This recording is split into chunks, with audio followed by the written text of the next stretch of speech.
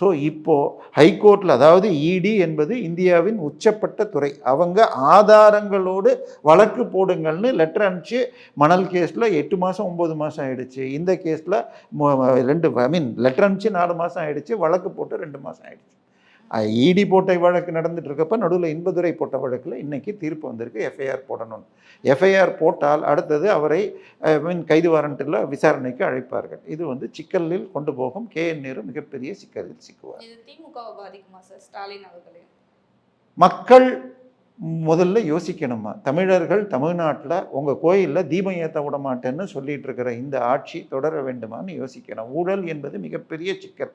ஆனால் சொல்லுவார், நம்மளே என்ன சொல்கிறோம், ஒருத்தன் லஞ்சம் பண்ணாமல் ஒருத்தன் ஆட்சி முடிஞ்சதுக்கப்புறம் பணம் இல்லாமல் இருந்தால் வச்சுக்கோங்க, பிழைக்க தெரியாதவங்கிறோம்.